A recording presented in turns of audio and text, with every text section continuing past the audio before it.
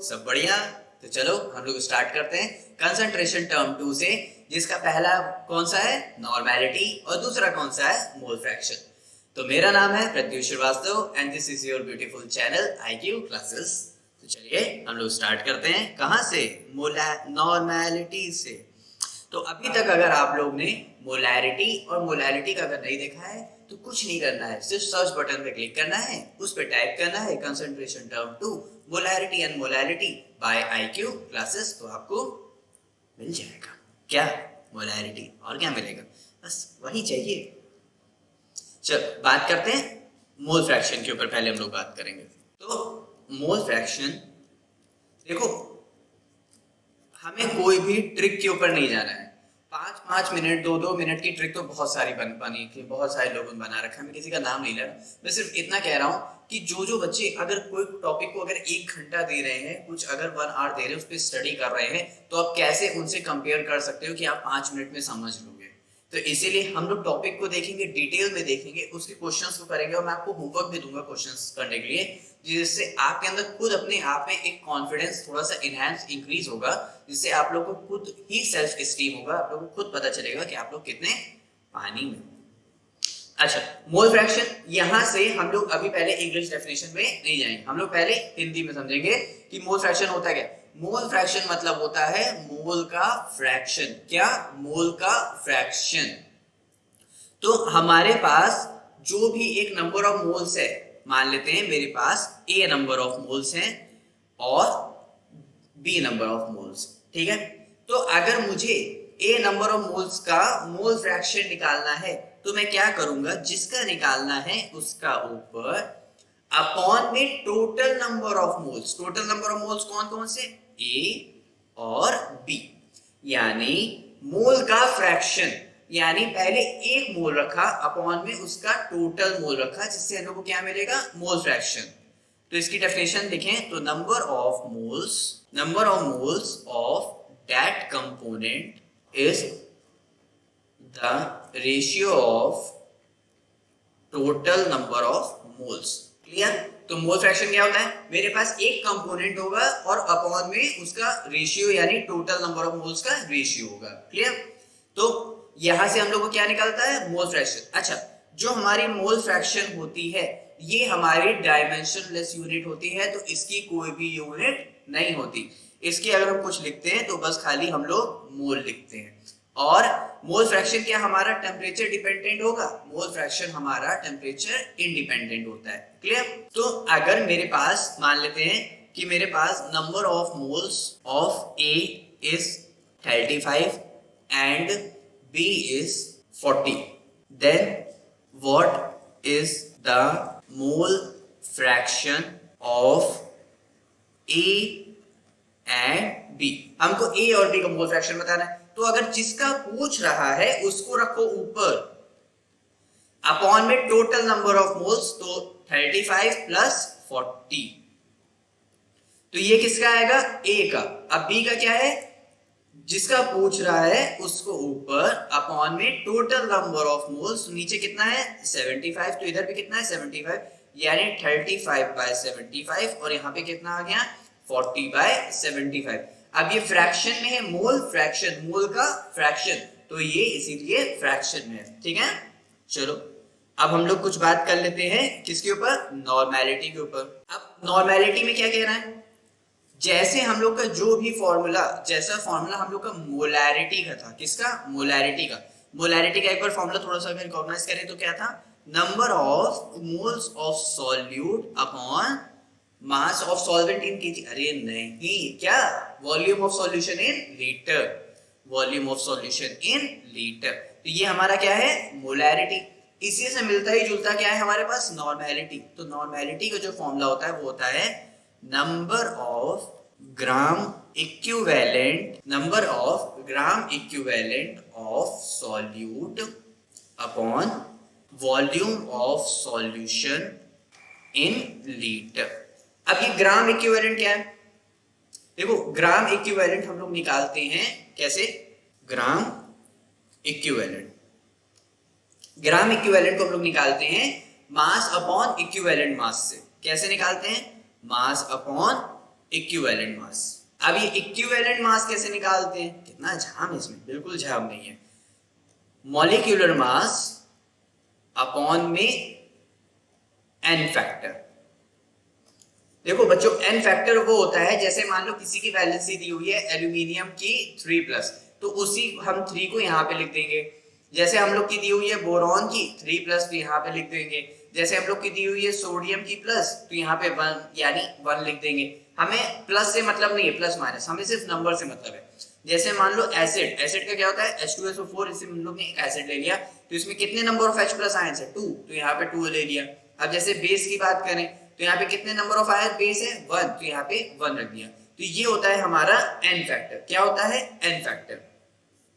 तो अब हम लोग, अच्छा नॉर्मेलिटी की अगर हम लोग यूनिट की बात कर लें तो ऊपर क्या हो जाएगा, ग्राम इक्विवेलेंट और अपॉन में लीटर, तो ये इसकी यूनिट हो गई। वैसे ही जैसे हम लोग वहां पे मोलर लिख रहे थे, तो हम लोग यहाँ पे यूनिट लिख सकते हैं नॉर्मल। क्या लिख सकते हैं? नॉर्मल। क्या लिख सकते हैं? नॉर्मल। और इसको हम लोग कैपिटल एन से भी रिप्रेजेंट करते हैं। चलो आगे देखते हैं। आगे हम लोग के सामने क्वेश्चन कह रहा है, अच्छा क्वेश्चन मैं 5 मिनट दे रहा हूं, 5 मिनट तो बहुत ज्यादा हो गया, 5 सेकंड दे रहा हूं यार, 5 सेकंड दे रहा हूं, उसको वीडियो पॉज करो, खुद से ट्राई करो और फिर मुझे बताओ कि आंसर कितना आया, कमेंट करके, कॉल करके नहीं।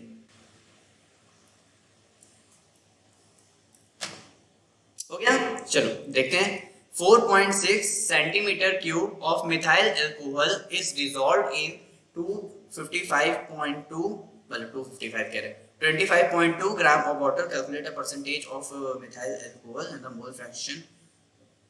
अच्छा पहले हमसे कह रहा है percentage by mass by methyl alcohol, और कह रहा है methyl mole fraction of methyl alcohol water and water given alcohol. अच्छा हमसे इसमें मोल फ्रैक्शन निकालना कह रहा है, सिंपली निकालेंगे। मोल फ्रैक्शन का हम लोग का फॉर्मूला क्या था, हमको एक कंपोनेंट का और अपॉन ए, यानी mole fraction of A upon में mole fraction of A plus mole fraction of B, यानी यहाँ पे क्या हो रहा है, टोटल नंबर ऑफ मोल्स। क्या निकालने कह रहा है? Total number of moles. तो क्या हम लोग को नंबर ऑफ मोल्स दिए हुए हैं? नहीं, एक मिथाइल अल्कोहल का मास दिया हुआ है और एक वाटर का मास दिया हुआ है, यानी हम लोग नंबर ऑफ मॉलिक्यूल्स यानी नंबर ऑफ मोल्स निकालेंगे मास अपॉन मॉलिक्यूलर मास। तो मास कितना दे रखा है 4.6। मिथाइल अल्कोहल क्या होता है CH3OH। कार्बन का कितना दे रखा है 12, H का कितना दे रखा है 1, ऑक्सीजन का कितना दे रखा है 16।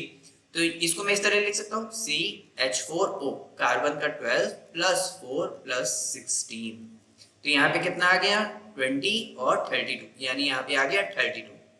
और फिर यहाँ पे इधर भी देखते हैं, वाटर का कितना दे रखा है 25.2, वाटर का कितना होता है H2O, यानी 2 प्लस 16 यानी कितना हो गया 18।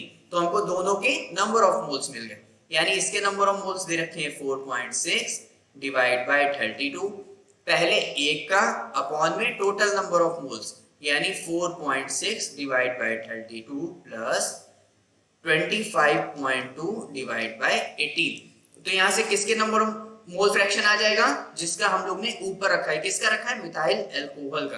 अब हम लोग वाटर का भी देख लेते हैं, वाटर का कितना दिया हुआ है 25.2 अपॉन में 18 डिवाइडेड बाय कितना रखेंगे 4.6 32 प्लस 25.2 अपॉन में 18। तो यहां से हम लोग को किसके मोल फ्रैक्शन मिल जाएंगे, वाटर के। तो आप लोग मुझे कमेंट सेक्शन में कमेंट करके बताइएगा कि आप लोग का आंसर कितना आया। चलो आगे देखते हैं। इसमें कह रहा है, चलो फिर से दिया 5 मिनट नहीं सेकंड, चलो मुझे कमेंट करके बताओ जल्दी से किसका आंसर आप लोग का कितना आया। वीडियो पॉज करो, खुद से ट्राई करो, वीडियो पॉज करो, खुद से ट्राई करो। हो गया? चलो करते हैं हम लोग। इसमें कह रहा है 23 ग्राम ऑफ इथाइल अल्कोहल। अब की बार इथाइल अल्कोहल का फॉर्मूला क्या होता है CH3CH2OH, यानी मैं इसको इस तरह लिख सकता हूं C2H कितने 6 और O, यानी इसका कितना आएगा, कार्बन का होता है 12 इंटू 2 प्लस 1 इंटू 6 प्लस 16, यानी यहाँ पे मेरा आ गया 24 प्लस 6 प्लस 16, तो ये हो गया 30 प्लस 16 हमारे पास हो गया 46। ठीक है, तो यानी ये हो गया हमारे पास, इसके नंबर ऑफ मोल्स कितने आ जाएंगे 23 अपॉन 46, यानी ये तो सिंपली 1/2 हम लोग को दिख रहा है। ठीक है, और इसका दे रखा है 54, वाटर का हमें मास दे रखा है और डिवाइड बाय 18, तो यह तो हम लोग को 18 त्रिज्या हम लोग को साफ साफ दिख रहा है। तो यानी यहाँ पे आ गया ऊपर कितना आ गया इसके नंबर ऑफ मोल्स, ये हो गया 1/2, यहाँ पे हो गया 1/2 प्लस 3 हो गया। और ये अगर हम लोग को रखे, हम लोग ने ऊपर किसका रखा है इथाइल अल्कोहल का, तो ऊपर इथाइल अल्कोहल का हो गया। अपॉन में हम लोग क्या रखेंगे, यानी यहाँ पे 3 रखा तो यहाँ पे 1/2 प्लस 3, यहाँ पे कितना हो गया टोटल नंबर ऑफ मोल्स। तो हम लोग ने इथाइल अल्कोहल का भी फाइंड कर लिया और वाटर का भी फाइंड कर लिया। मैं आप लोग को ये होमवर्क दे रहा हूँ, आप लोग मुझे बताइएगा कि आप लोग का ये मतलब क्वेश्चन जो आप लोग ने इसको सॉल्व करेंगे तो उसका आंसर कितना आएगा।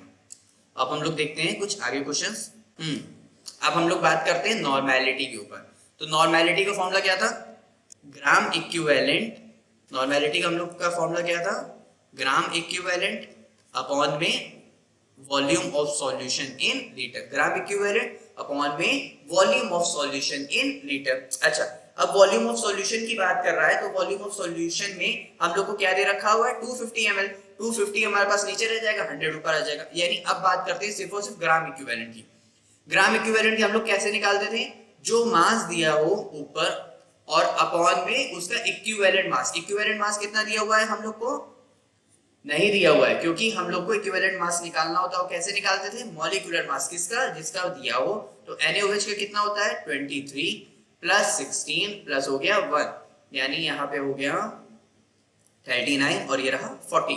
तो यानी यहाँ पे हो गया 40 और उसका उसका n फैक्टर कितना दिया हुआ है बेस का, यहाँ पे 1। तो यहाँ पे तो 1 लिखने की जरूरत, तो मैंने यहाँ पे डायरेक्ट लिख दिया। और अपॉन में कितना दिया हुआ है 250, उसका वॉल्यूम इनटू में हमारा 1000 हो जाएगा। तो यहाँ से जो भी आप लोग की वैल्यू है, मुझे चलो सॉल्व कर देते हैं। तो यहाँ से चला जाएगा 4, यहाँ पे आ गया 10 और ये हमारे पास आ जाएगा 0.02। ठीक है, तो ये तो बहुत इजी क्वेश्चन था, इसको मैंने खुद से लिख रखा है। मुझे क्वेश्चन अच्छा लगा था तो मैंने आप लोग के लिए इसको ले आया। इसको भी हम लोग सॉल्व कर लेते फटाक से। इसमें कह रहा है कैलकुलेट द मास, यानी अब की बार क्या फाइंड करना है, W, बबलू नहीं W। हाँ, तो नॉर्मेलिटी का फॉर्मूला क्या होता है, mass upon equivalent mass into में वॉल्यूम अपॉन में ऊपर क्या हो जाएगा 1000। अब की बार दिया हुआ है सेमी नॉर्मल, जैसे सेमी मोलर था 1/2, अब की बार सेमी नॉर्मल है तो क्या हो जाएगा 1/2। मास कितना दे रखा है नहीं पूछ रहा है हमसे।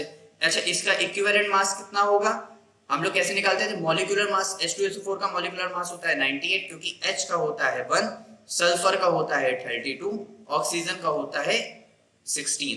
ठीक है, अब यहाँ पे कितने n फैक्टर हैं, एसिड है तो हम लोग H प्लस देखेंगे, तो कितने H प्लस है 2, तो यहाँ पे कितना हो जाएगा 49। तो यहाँ पे कितना आ गया W अपॉन 49, उसका कितना दे रखा है 250 अपॉन में क्या आ जाएगा हमारे पास 1000।